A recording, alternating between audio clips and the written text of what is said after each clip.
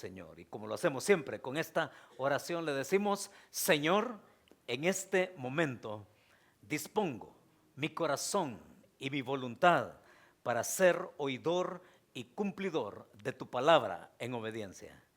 Guíame con tu Espíritu Santo para ser transformado a la imagen de tu Hijo. Y decimos: amén. Pues este hombre, Donnie Smith, de 38 años de edad, no lo invitaron a la fiesta de la familia y él, por su resentimiento, porque lo excluyeron de esa reunión familiar, con esa amargura en su corazón, entonces él quiso tomar represalias contra su propio papá y contra su propio hermano, que iban de camino al evento a otro estado, y conociendo él el itinerario de los aeropuertos donde tanto su papá como su hermano iban a tomar para llegar al evento de la familia, entonces él hizo 2 llamadas al aeropuerto internacional de Las Vegas y a otro aeropuerto allá en el estado de Texas, diciendo que un par de sospechosos con actividad terrorista iban en camino. Y ya pueden ustedes imaginarse todo esto, ¿no?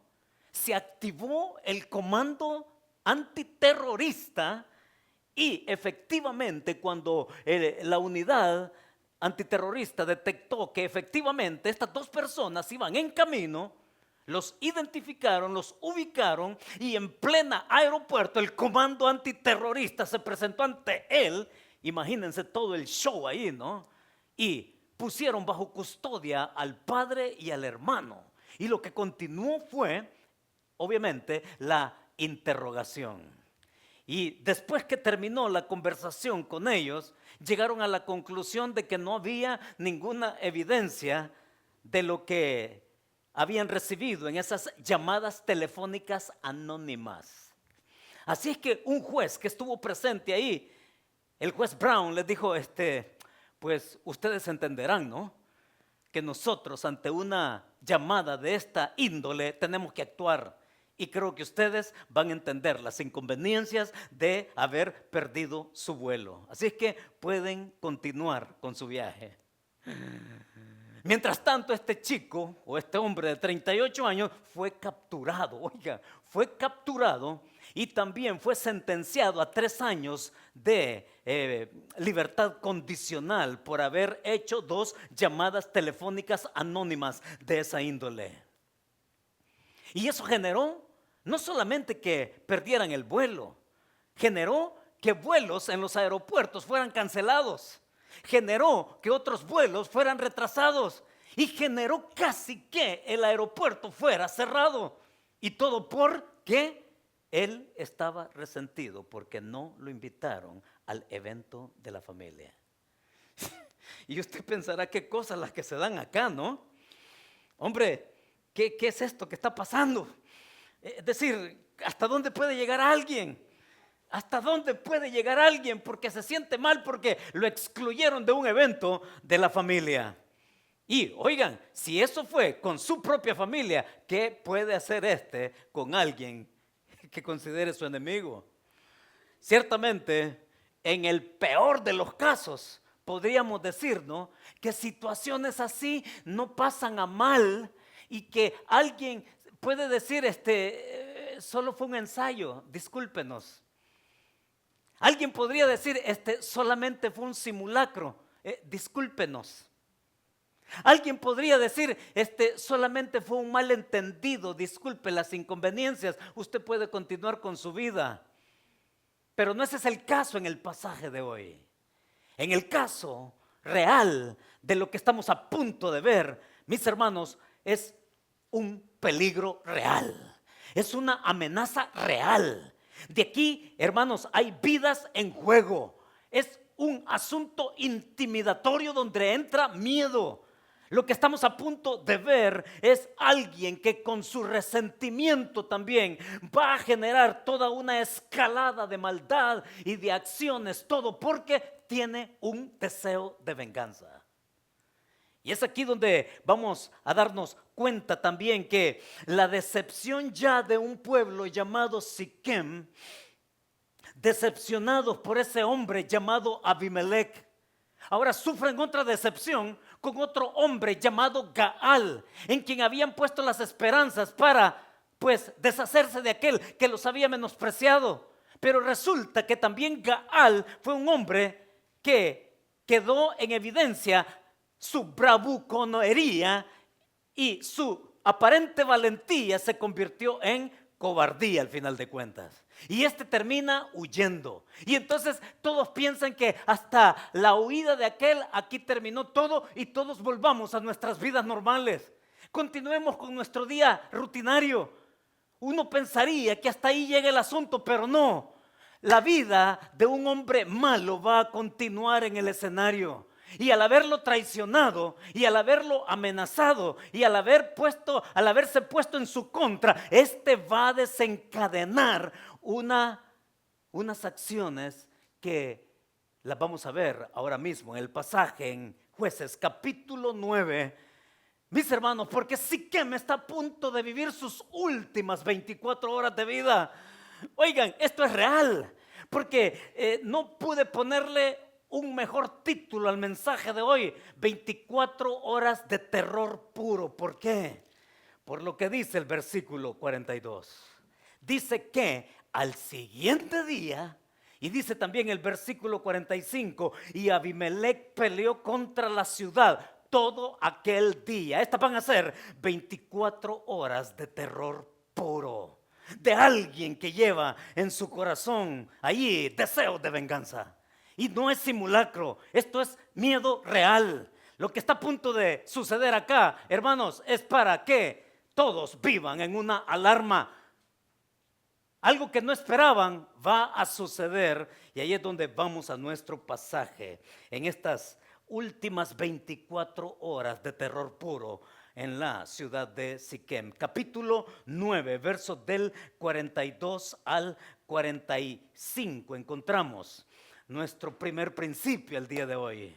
Tome su Biblia y sígame con su mirada en ella desde el versículo 42, y dice así: aconteció el siguiente día que el pueblo salió al campo y fue dado aviso a Abimelech, el cual, tomando gente, la repartió en 3 compañías y puso emboscadas en el campo. Y cuando miró, he aquí el pueblo que salía de la ciudad, y se levantó contra ellos y los atacó. Porque Abimelech y la compañía que estaba con él acometieron con ímpetu y se detuvieron a la entrada de la puerta de la ciudad. Y las otras 2 compañías acometieron a todos los que estaban en el campo y los mataron. Y Abimelech peleó contra la ciudad todo aquel día y tomó la ciudad. Y mató al pueblo que en ella estaba y asoló la ciudad y la sembró de sal. Paremos ahí, porque necesitamos ver qué hay en el fondo. ¿Es que acaso se puede sacar algún principio de acá? Y mis hermanos, la respuesta es sí. Porque lo que nos va a demostrar estos versos ahora que hemos leído es que el trato traicionero revela el nivel de maldad en otros. El trato traicionero revela el nivel de maldad en otros. Y aquí está. Es una maldad que va en escalada. Es una maldad que uno no puede decir que tiene un punto final con este hombre, porque para él la maldad no tiene límites. No hay manera de justificar un alto, un parar. No, para él se entiende a sí mismo con su maldad en una cadena de acciones que van en escalada. Abimelech sabe deshacerse de todo aquel que él potencialmente considera un competidor, y ya lo sabemos de antemano desde el principio del capítulo 9. Ahí en el versículo 5 se nos ha dicho que este no se anduvo tocando el corazón para matar públicamente a 70 de sus hermanos. Y nosotros pensamos, ¿no? Y si este hizo esto con sus hermanos, ¿qué puede hacer con alguien más? Es que él no concibe el que alguien se le oponga. Tiene una capacidad de destrucción que él mismo la va a ir descubriendo hasta cuánto de malo puede llegar. Y es aquí donde él se vuelve inconforme. Ya dijimos, ¿no? Este va a ir escalando y rompiendo su propio récord de maldad. Ya había matado a 70. Esa referencia no la perdamos de vista, porque a continuación lo que sigue es que este va a tener pues un hambre insaciable de venganza.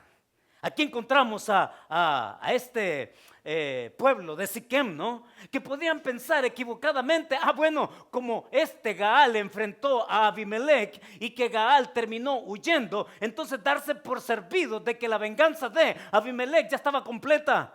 Pensar que con la huida de Gaal la cosa había terminado y entonces ir a su ciudad tranquilamente y seguir al día siguiente con sus rutinas normales, ir al campo a trabajar y hacer sus cosas tal cual en la vida cotidiana, pero no. Sí, hermanos, estamos hablando de un hombre que fue despreciado. Y por el hecho de ser despreciado, él va a tomar represalias, va a tomar venganza. Y dice ahí el versículo que él, en el versículo 42, al siguiente día, que el pueblo salió del campo y fue dado aviso a Abimelech. Este hombre es inteligente. Este sabe cuándo actuar. Y nos preguntamos quién fue el que le avisó, pues ya podríamos en el contexto, sin equivocarnos, entender quién es la persona, el informante que le dice, ¿sabes qué? Esta gente piensa que están normales, esta gente va a salir a trabajar, así que prepárate y ya sabes qué hacer, ¿no? Porque dijimos que es un hombre que su ambición también de posición, tal cual la tiene el otro, porque si cae aquel, caigo yo. Si su posición se termina la mía también. Y en ese versículo 42 se le da aviso. Y dice el 43, el cual tomando gente. ¿Ya se percató usted qué clase de gente es la que tiene de compañía Abimelech? Es esta misma que se va a mencionar allí en el verso 48. Dice ahí, entonces subió Abimelech al monte de Salmón, él y toda la gente que con él estaba. ¿Quién es esta gente que acompañaba a Abimelech? ¿Quiénes son este número de hombres que componen estas tres compañías que estaban a su servicio? Son los que se mencionan ahí en el capítulo siempre 9, versículo 4, aquellos ociosos, aquellos hombres vanos, aquellos vacíos, aquellos que se venden a cualquier precio para hacer cualquier cosa. Son esos vagabundos de la vida. Son esos que se venden al mejor postor y al precio más barato, ¿sí? Al 2 por 1 si queremos. Es esa clase de hombres, de personas vacíos, sin propósito, que son sus aliados, son sus ejércitos. Y son estos que allí, sí sabe acompañarse. Recordemos que es tiempo de vendimia, ¿sí? Recordemos que es tiempo en que la gente sale, fue así como él buscó acercarse, Gaal buscó acercarse al pueblo de Siquem para convencerlos. Y si yo estuviera en el puesto, entonces sabría Abimelech quién soy yo. Y esta bravuconería de él, ya dijimos, queda en simple cobardía al haber huido. Entonces vuelven a sus habituales trabajos del día. Van al campo a trabajar y entonces aparentemente todo transcurre normal, pero le es dado aviso a Abimelech. 3 compañías, dice ahí. Una de ellas es la que él comandaba. Y miren cómo es la estrategia, ¿no? De las 3 compañías, una dice que va a la puerta de la ciudad a bloquear el posible retorno de aquellos que están en el campo que logren sobrevivir y entonces rematarlos. Mientras tanto, 2 compañías se encargan de ir al campo a hacer un destace, llamémosle así, destace. ¿Se pueden imaginar ustedes esa escena? 2 compañías, a gente allá indefensa, vulnerable, en su habitual trabajo del día, trabajando allí, vienen y son aniquilados. Y note cómo va la escalada.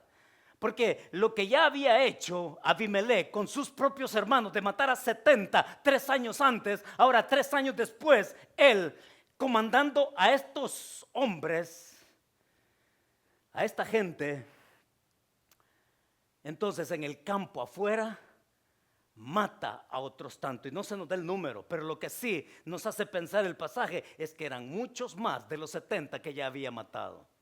Y la escalada sigue porque allí en el versículo 49, o más bien el versículo 45, cuando dice que Abimelech peleó contra la ciudad todo aquel día, ¿sí? Y en el versículo 45 también dice, y mató al pueblo que estaba en ella. Una vez muerta la gente allá afuera, entonces él procede a ir a la gente de adentro y mata, dice, a la gente de la ciudad. Y no se conforma con eso. Y entonces él en el versículo allá 49 dice que mató a aquellos que buscaron el último reducto de refugio.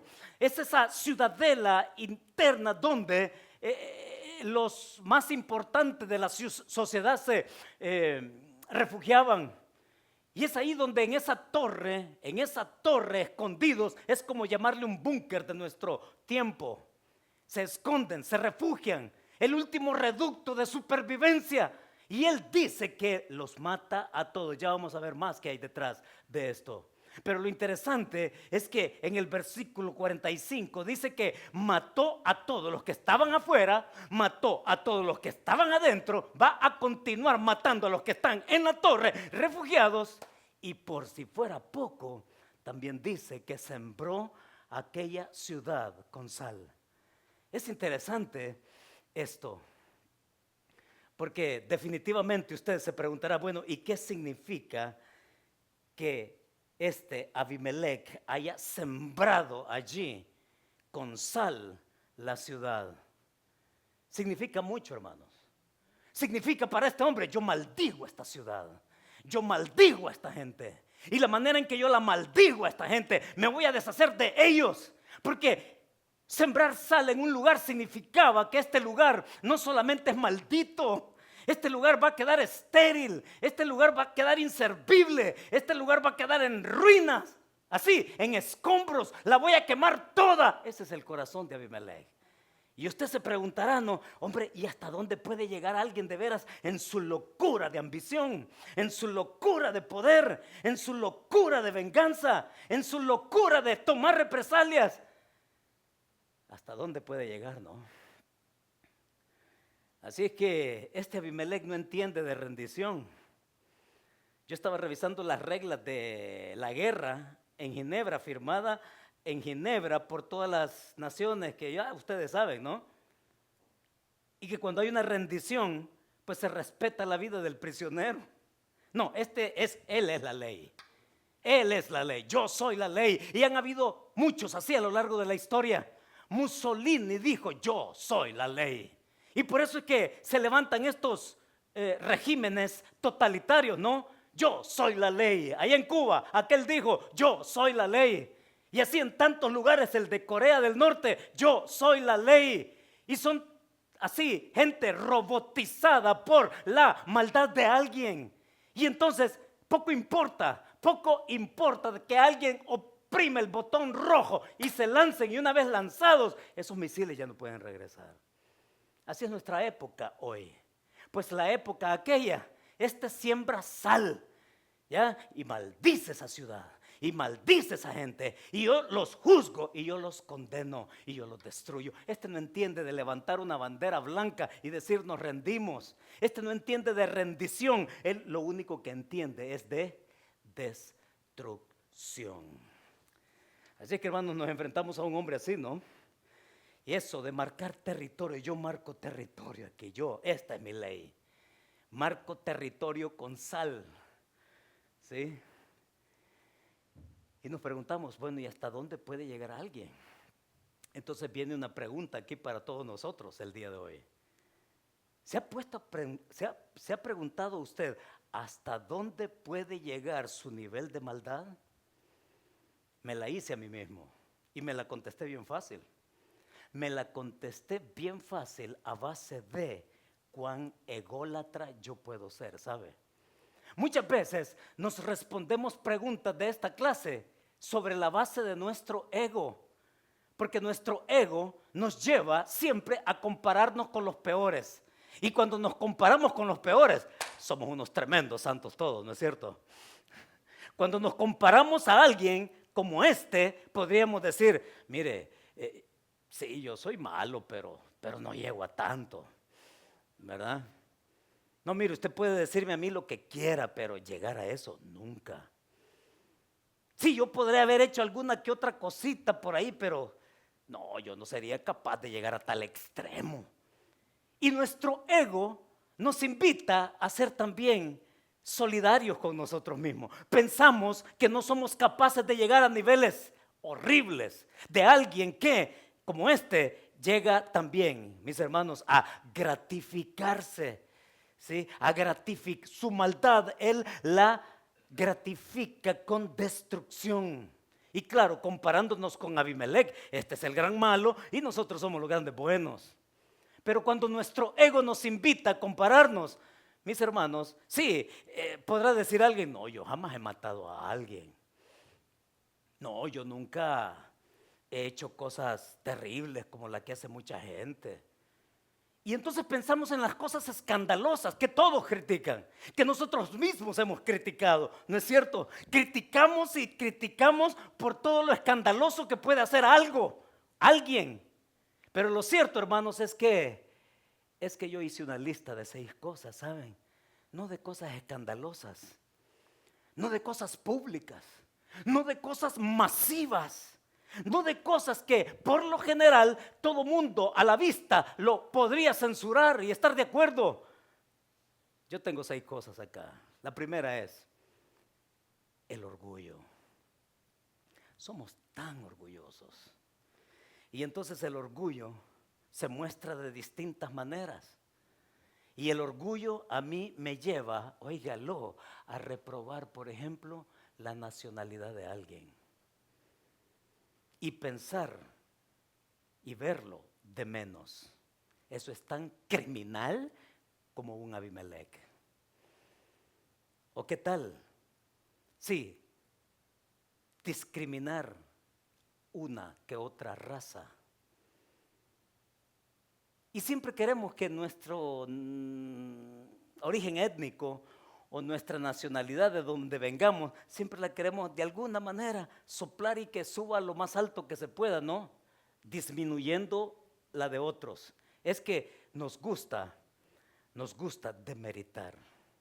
El orgullo nos lleva a demeritar a alguien por su raza, por su nacionalidad. Y yo pienso en la gente inmigrante, por ejemplo. Y una cosa que le quiero decir es que usted en este pastor no va a encontrar nunca que voy a criticar la condición de inmigrante de alguien. Nunca. Nunca. Nunca va a ser para mí una valoración en el que la persona sea indocumentada, mi estimación hacia esa persona. Y en el nombre del Señor quitémonos eso. Porque todos hemos venido como inmigrantes en diferentes facetas, diferentes formas. Sí, pero ¿por qué yo tengo que ver a un inmigrante de menos? Ahora que yo ya tengo papeles, como decimos, ¿no? Cuando esa persona, el motivo que haya tenido por el cual se vino, igual que nosotros, merece también la dignidad con que Dios lo ve. Ahora, hay otra cosa más que yo anoté. Anoté también demeritar a alguien con tal de promoverme yo. Eso me dice mi ego.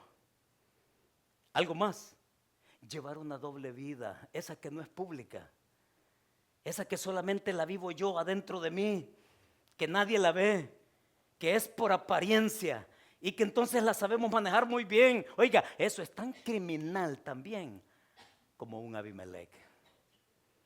Algo más, mi excesivo placer por lo material, mi excesiva necesidad por ser reconocido sobre así, esforzándome por lucir ante los demás, por los esfuerzos logrados, por los éxitos que he tenido. ¿Se da cuenta?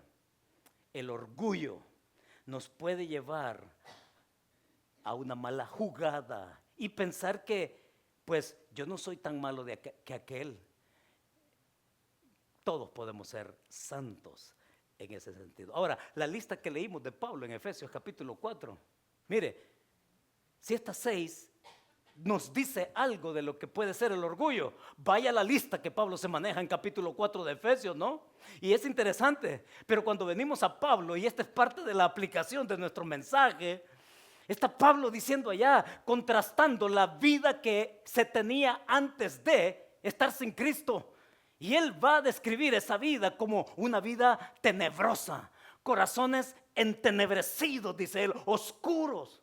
Pero cuando vinimos a Cristo, cuando lo conocimos a Él, cuando abrazamos su gracia, dice, mas vosotros no habéis aprendido así a Cristo. Y su lista va a ser exhaustiva, casi que interminable. Y entonces Pablo está diciendo, ustedes eran esto y lo siguen haciendo, pues dejen de estarlo haciendo, dice Pablo. El que hurtaba, deje de estar hurtando más ya, porque usted es un hombre nuevo, una mujer nueva. Hermanos, Pablo está diciendo, si eras un mentiroso, y esto es terrible, ¿no? Vaya que la lista se presta para toda una serie de todo un año, ¿no es cierto? Una por una, si recorremos la lista de Pablo, nos está diciendo de aquellos pecados con los que podemos ser complacientes en nuestro ego con nosotros mismos. Entonces, mis hermanos, ¿cómo nosotros venimos aquí? Podemos ir en una escalada que ni siquiera nos podemos dar cuenta. Que si me alejo de Dios, me acerco a otras cosas vanas. Que si me alejo de Dios, me puedo gustar más yo mismo. Que si me alejo de Dios, me vuelvo infuncional. Pero si me alejo de Dios, puedo ser propenso a cualquier escalamiento de mi ego y llegar a ser como un Abimelech. ¿Quiere ver qué más dice el pasaje? Pues miren el versículo 46 en adelante. Esto se va a poner, como dicen por ahí, color de hormiga. Miren lo que dice el versículo 46. Cuando oyeron esto, todos los que estaban en la torre de Siquem se metieron en la fortaleza del templo del dios Berit. Y fue dado aviso a Abimelech de que estaban reunidos todos los hombres de la torre de Siquem. Entonces subió Abimelech al monte del Salmón, él y toda la gente que con él estaba. Y tomó Abimelech un hacha en su mano y cortó una rama de los árboles y levantándola se la puso sobre sus hombros, diciendo al pueblo que estaba con él: lo que me habéis visto hacer, apresuraos a hacerlo como yo. Y todo el pueblo cortó también cada uno su rama y siguieron a Abimelech y las pusieron junto a la fortaleza, a esa torre, y prendieron fuego con ellas a la fortaleza, de modo que todos los de la torre de Siquem murieron, como unos 1000 hombres y mujeres. Sí, no acaba aquí la cosa, porque hay un segundo principio acá, hermanos. Y es interesante lo que el Señor me llevó a descubrir acá, ¿sabe? El segundo principio es este: el pecado de maldad de unos es retribuido por el pecado de maldad de otros. Qué interesante, porque viendo el pasaje, de pronto esta retribución viene de manera inesperada. La gente estaba viviendo su día normal y de pronto cuando se dan cuenta que está matando gente allá afuera, pues lo que están buscando es el último reducto de supervivencia y se meten y se refugian ahí en la torre.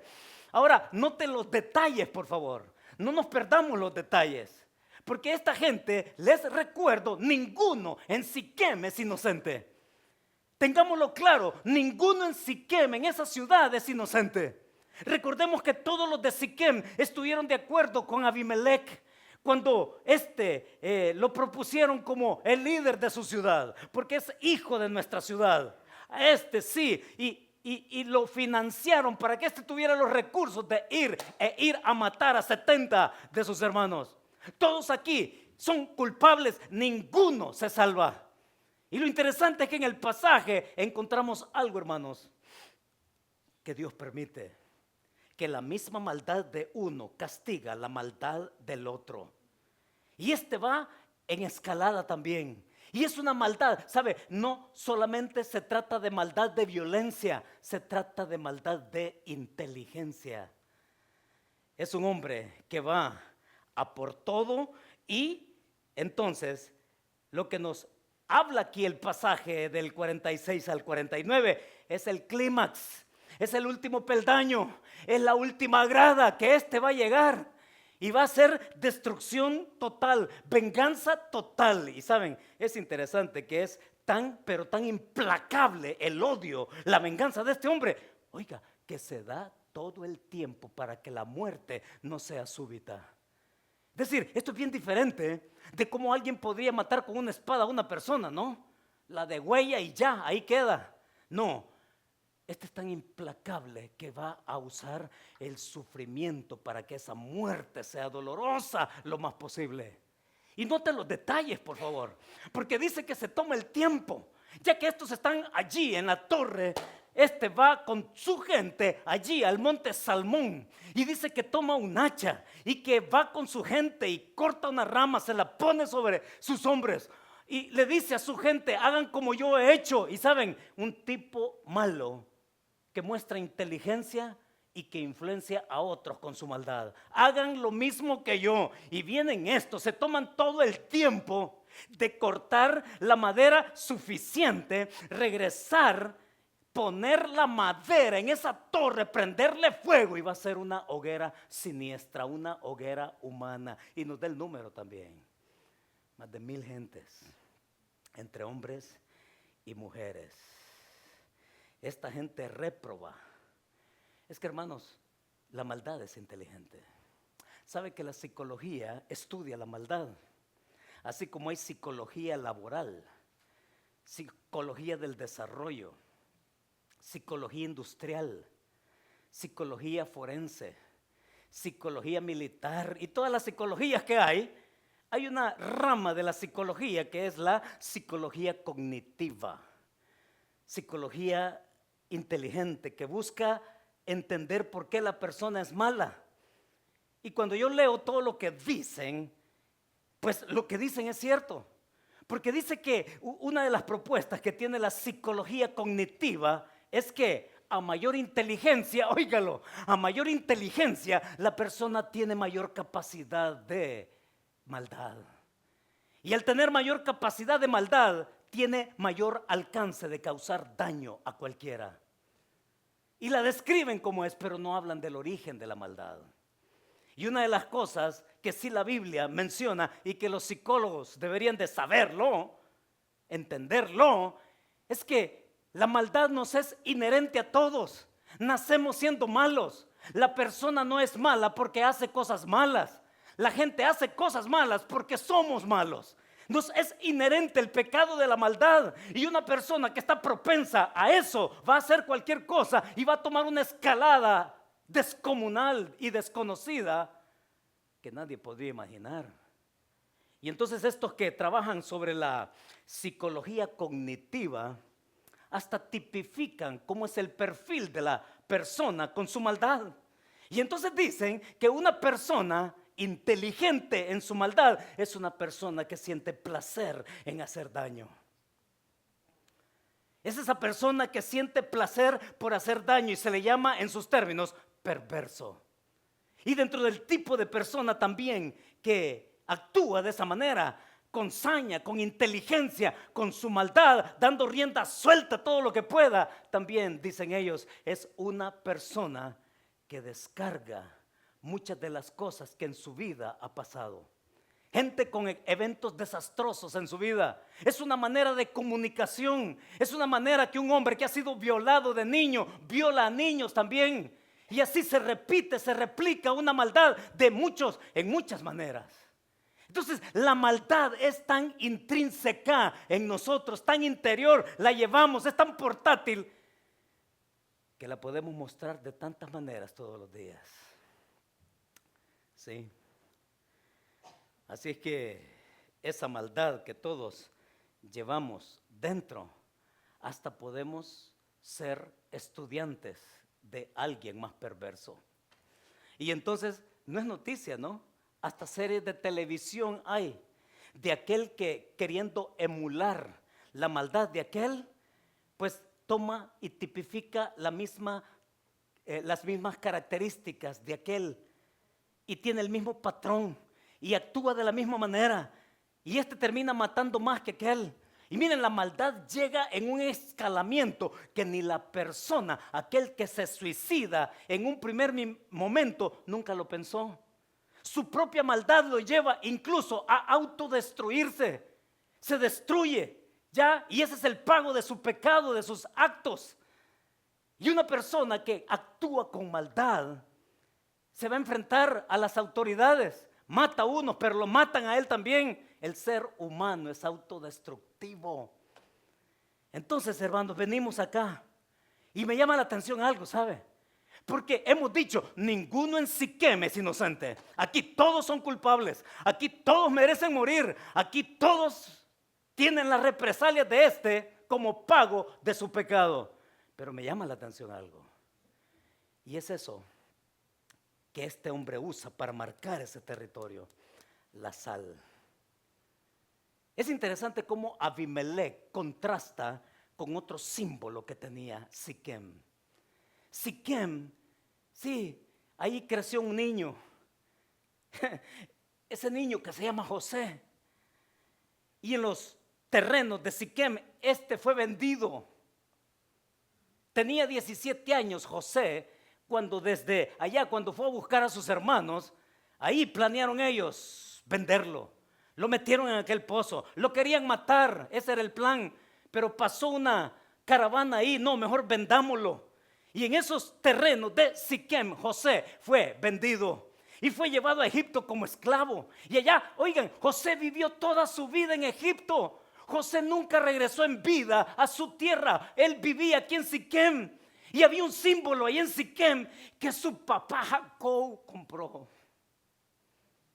Y este Jacob fue capaz de imitar la fe de su abuelo Abraham. Usted conoce la historia en el Génesis. Allá nos cuenta que Abraham compró una cueva para sepultar a Sara. Un símbolo de fe.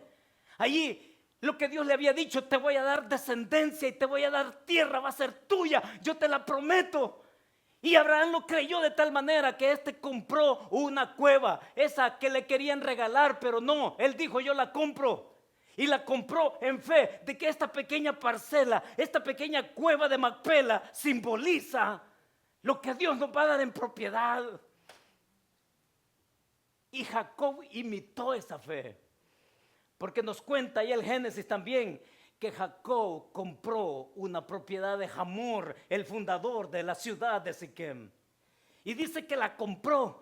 Y mis hermanos, lo interesante es esto: que cuando este muchacho es vendido, José pasa allá toda su vida en Egipto. Allá muere José, vive como egipcio, pero este es el punto. Aun cuando José geográficamente vivió lejos de su tierra, su corazón se mantuvo cerca del Dios de Israel. Y cómo contrasta, ¿no?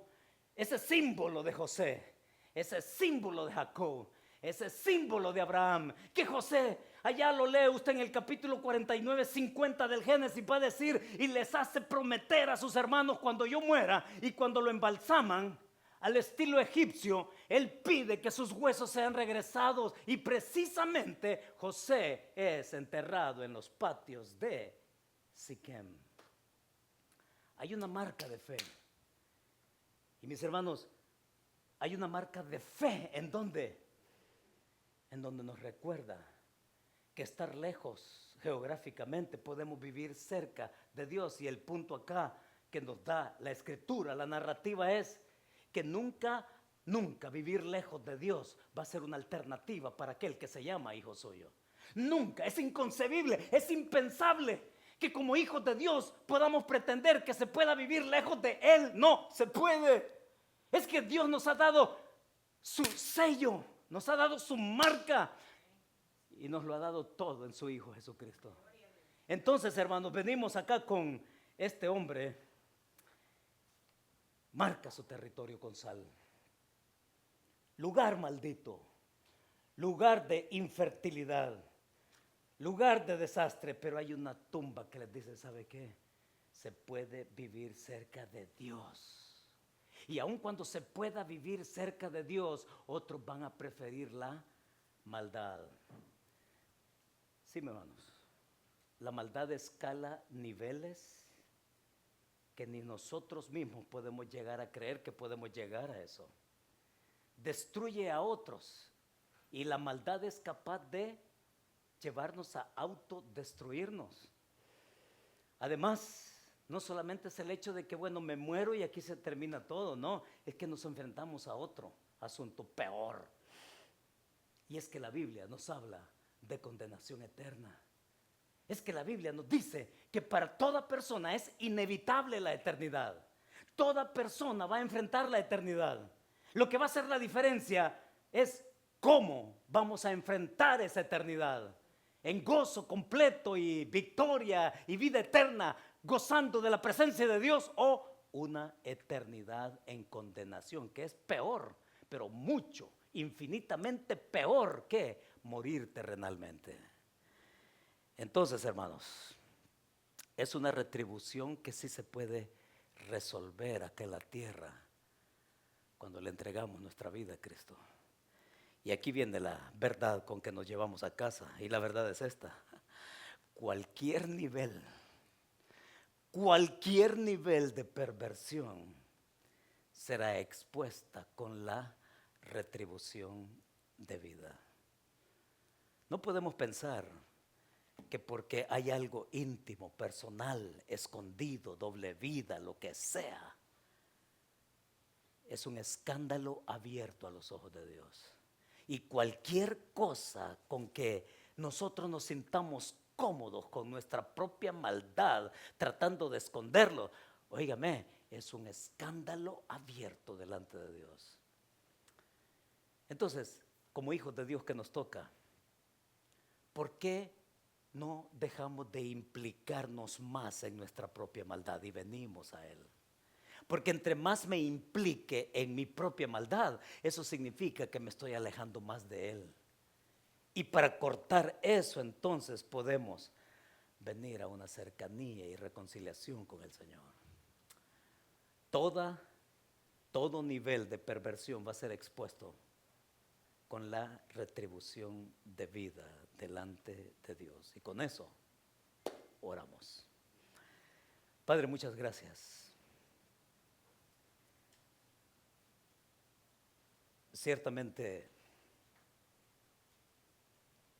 estar en tu presencia, Señor, es de lo que más gusta tu corazón, Señor. Gustas de tus hijos cuando venimos y estamos cerca de ti. Pero también, Señor, te gusta aún más cuando venimos y caminamos a la luz de tu verdad, no a la luz de nuestro ego. Te gustamos más, Señor, cuando venimos y caminamos en tu gracia, que nos atrae. Eres tú quien igualmente pones en nosotros, eres tú, Señor, el que pone en nosotros el quererlo y el hacerlo. Porque de nosotros, Señor, sabes muy bien que somos incapaces por nuestra cuenta. ¿Y cuánto nos has dado en tu Hijo Jesucristo? La morada de tu Espíritu Santo. Tu palabra, Señor, que nos dice que somos redimidos, no en partes, sino completamente en tu gracia. Y al responder a esa gracia, Señor, queremos también que nuestra vida te sea agradable. Que tú camines, Señor, allá en nuestro interior. Que tú mires con qué pecados, Padre, nosotros nos hemos complacido. Y que nuestro ego nos dice que está bien. Y que nuestro ego nos dice que podemos vivir normales. Señor, líbranos de eso. Cualquier tendencia, cualquier patrón, cualquier complacencia, Señor, que nuestro ego nos encamine a tener, a acariciar. En el nombre de Jesús yo pido que tú lo rompas, Señor, y que nos hagas caminar cerca de tu corazón. Y como lo hemos cantado, Señor, ahora quiero amarte, vivir para agradarte. Sí, como tú te entregaste por nosotros. Que esa sea la marca, Señor, que nos mueva a la pertenencia que tenemos para ti. Te pertenecemos y queremos ser piedras vivas para ti, Señor, fundados en la piedra angular de tu Hijo Jesucristo. Señor, que tu Espíritu Santo nos siga redarguyendo y acercando más a tu corazón para la gloria de tu nombre. En Cristo Jesús lo hemos orado y lo hemos pedido. Amén y amén. Amén. Muy bien, hermanos, ¿qué es lo que continúa? Papás, por favor, sirvámonos.